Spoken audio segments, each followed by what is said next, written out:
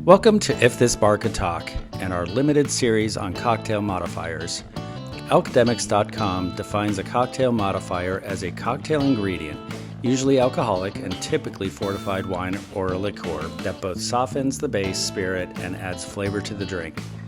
In this series, we'll talk to the experts, bar professionals, and regular folks like us to better understand what modifiers are and how to use them.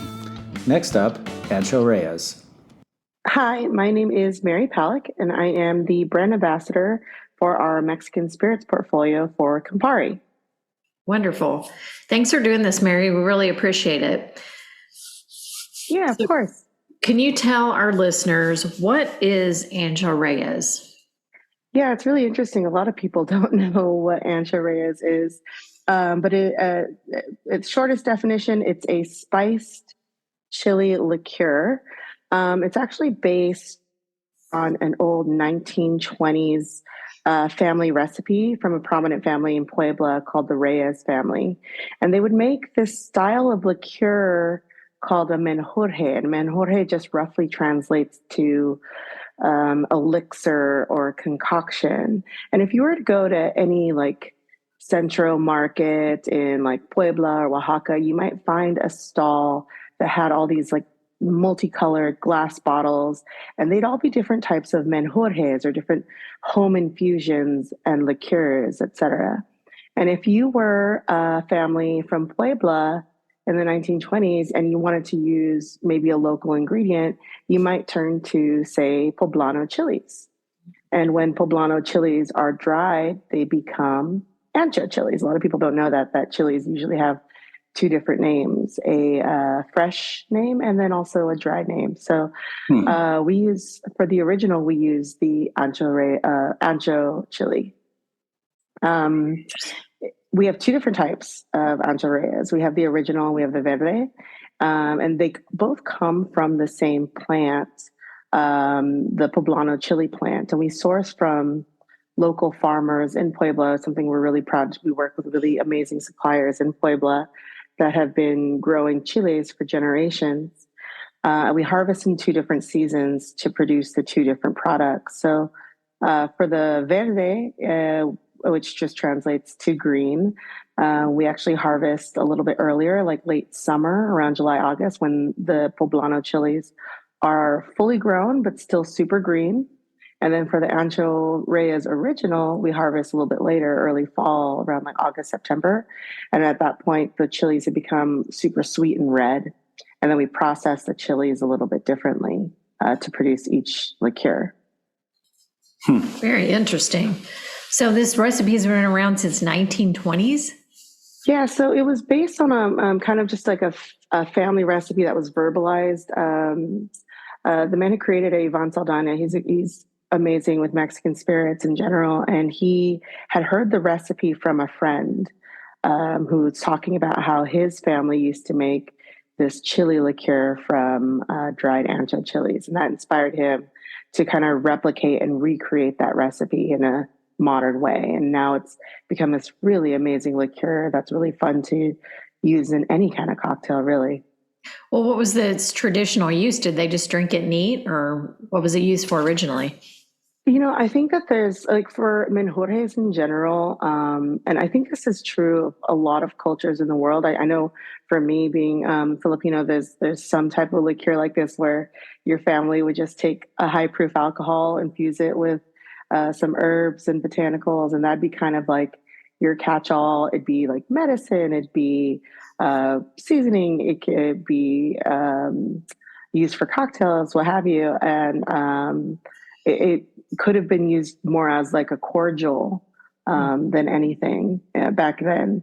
Obviously now with Ancho Reyes, the way we make it, it's super versatile, like in any kind of cocktail that you want to make. I like using the original for things like Mexican hot chocolate or espresso martinis because it has those deep, richer spices because we use the sun-dried ancho chilies, and then the verde, which uses the fresh and fire roasted poblanos, is definitely more for like agua frescas, palomas, spicy margaritas, things like that. And is it still made by the same family, or has that changed?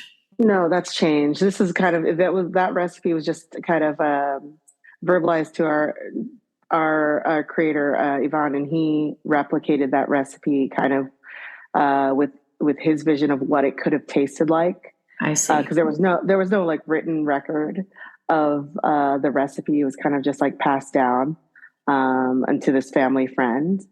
And now we make it. We make everything in Puebla. We source all of our ingredients from Puebla, except for our high proof neutral cane spirit. That's what we get from Veracruz, which is nearby Puebla. And we make everything at our facilities in Puebla. And how long has the brand been around? The brand has been around, I want to say, a little over a decade now. Okay. It's the original, which is the ancho, the one that uses the ancho chili, came out first, and the verde came out a few years after that. And always owned by the Campari group, then? No, it's actually, so we're still in partnership with Casa Lumbre Spirits. So they created it with Ivan at the head of that, and then eventually passed over to us in 2020, or no, late 2019, just before 2020. Okay. Very cool. So what is your favorite way to use Ancho Reyes?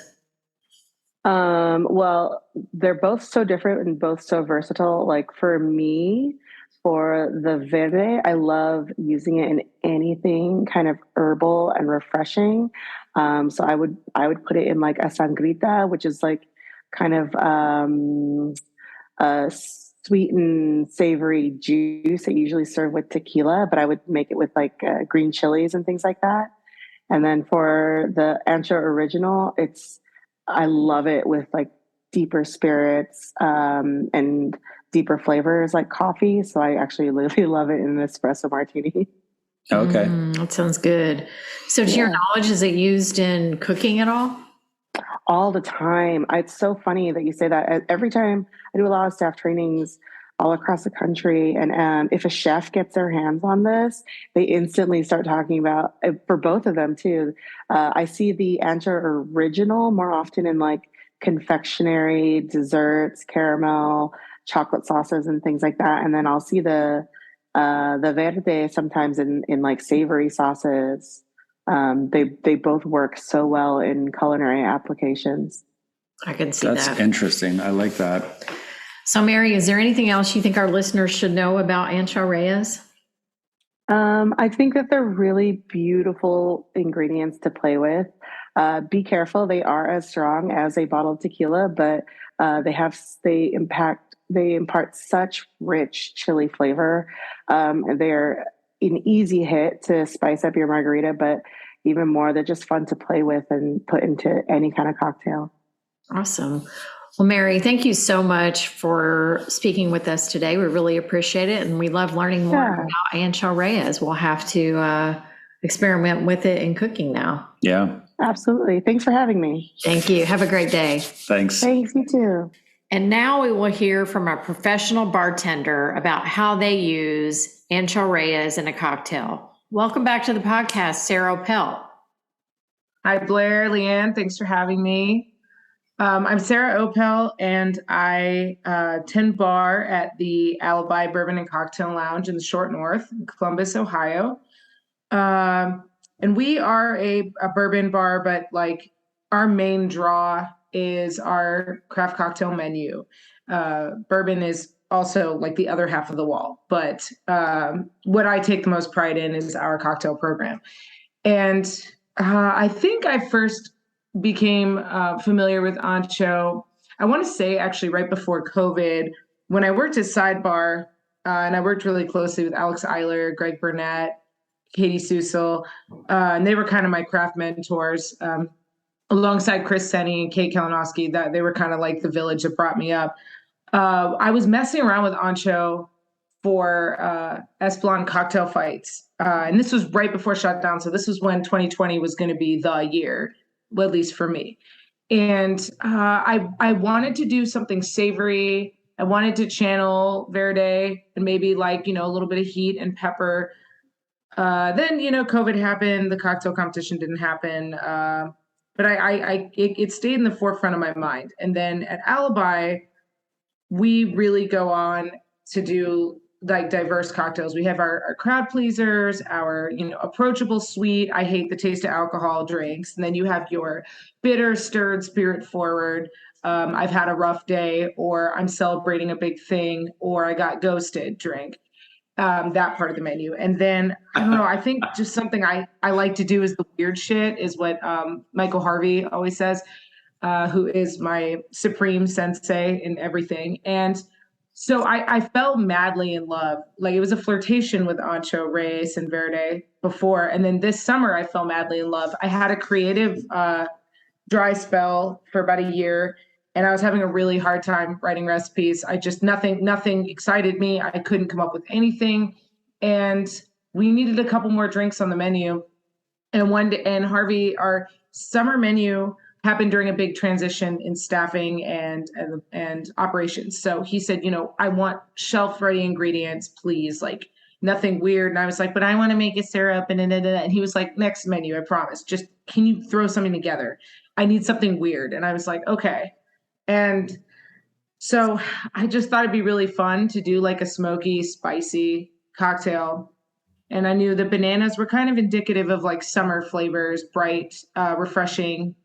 So somehow this cocktail came together with Ilegal, Joven Mezcal, and I wanted to use both Ancho twins. And I always joke and say, if I could pick a threesome, my like ideal threesome in life would be me and Ancho Reyes and Ancho Verde. So it's the main spirit was Mezcal, and then it was a split between Reyes and Verde. And then banana nectar. So like Luza was our primary product. It was hard to find that for a minute, so we unfortunately had to use Goya. But and then it was lime juice, aquafaba, and then mole and Trinity bitters. And what turned out was a spicy, smoky banana, and that was how I would sell it to customers. And people absolutely loved it. And I think that was one of the best drinks I've ever made in my life. And it was just me looking around like, I don't know, it seems like these would work. I'm not excited about anything. I'm dead inside. And it worked. And then, so when I was working on my recipe for Best of the Worst for 2023, I had my kimchi bloody that I originally made during quarantine because I was so bored and I wanted to experiment with things. And I was having a lot of ideas and creative excitement. And then I thought, like, okay, since I was using Watershed 4 Peel gin and it was very lime forward, and then splitting it with the Watershed bourbon just to kind of give it that extra like boozy backbone. I tried to make bok choy bitters. They didn't work out, and I didn't have much time, but I just threw in a little Ancho Verde and it carried the drink over, like just that extra little bit of spice, heat, but like targeted flavor, and it really complemented the kimchi mix too. So do you have any advice for the home bartender who has like tried to mimic your Bloody Mary or another cocktail, and they bought a whole bottle of it and they have it, and they're like, what do I do with it now? Now what? Yeah. What's your favorite use of it? Honestly, sometimes I will put like, because I have a couple bottles of it, and sometimes I'll put like a little spoon. No barking. I'll put a little spoonful on top of food, anything savory. I've done something with it before where I made like a kind of like a scrambled eggs, potato, like a savory kind of like hash in the morning, and well, not in the morning, but I would make it. Stop it. And then in the afternoon, throw a little bit of Ancho Verde on there, just like a few drops. Like it's not like a shot or anything. And I mix that in with the hot sauce. It's so good. Like, so for me, eggs and sriracha have such an affinity. Like I can't eat eggs without sriracha. Agreed. But a little low sodium soy sauce and a little bit of Ancho Verde. It's fucking perfect. It's so good. Oh, that's good. I love that idea. So the representative that we spoke with from the company mentioned using it in cooking as well. Mm-hmm. So that's very cool. I would love to talk to them and hear more about the history. A goal of mine would be I've always wanted to work with tomatillo in a cocktail, and it's been done a million times. So I've been trying to imagine it in my own way. And Ancho Verde would definitely be a part of it, probably Reyes too. My mind automatically goes to tequila or mezcal, but it can really be used with any base spirit, right? Yeah. Yeah. Obviously, for me, it worked really well with gin and bourbon. And I would like to, I mean, vodka, I'm sure vodka can hang with it as well. Yeah. But I see it with gin a lot in my mind because I really love botanical gins. And another spirit that I actually really would like to make a drink with would be like a rum agricole forward drink with Verde. I think Reyes could go with anything, honestly, because it's mostly just heat and a little bit of sweet. So do you have a preference between Verde and Reyes? Well, Verde and I have a more consistent relationship. We talk more often, and then Reyes and I have a very fiery, passionate like affair where every few months, Reyes will be like, "Hey, girl, what's up?" And I'll go, "Oh my God, I shouldn't respond," and then I do anyway. Which one's initiating the threesome? Yes, exactly. Well, Verde is not jealous. Verde is like down to clown, and I'm grateful for that. We have a very open relationship, but I think Verde, for me, Verde is a little more versatile, just a little bit, but I've used it more. So with Reyes, I definitely am toying with it for the Alibi spring menu. So I have a couple applications in mind. It just depends on how, like, our quadrants. The way that we've set up our development this time around is we have a spreadsheet that is shared among all the bartenders, and everybody has permission to edit. And so I, being the extremely type A person that I am, everything is color coordinated by spirit and then quadrant, because we have to satisfy our quadrants on the menu. Sure. So I typically like to let everyone else have first pick, and then I want to go in for the scraps because it like puts me in a box, and I really like limitations because it forces me to be even more creative. I'm just weird like that. So I was the kid who like wanted school uniforms at my public school, and everybody, I mean, I already was an outcast. Nobody liked me anyway. So then they were already like, "Are you fucking kidding me?" I'm like, I would love to not have to worry about what to wear tomorrow. Yeah, it'd be great. So, so I want to play around with both anchos for the spring menu. So we'll see. Yeah, they may both be on there. Well, I'm anxious to get in and see what you come up with. Yeah, I love that. So could you brighten Ancho up? Like, could it be in like a brighter cocktail? I don't know, bubbles or could you ever give it some effervescence? Would it work in that way? Oh, absolutely. Yeah.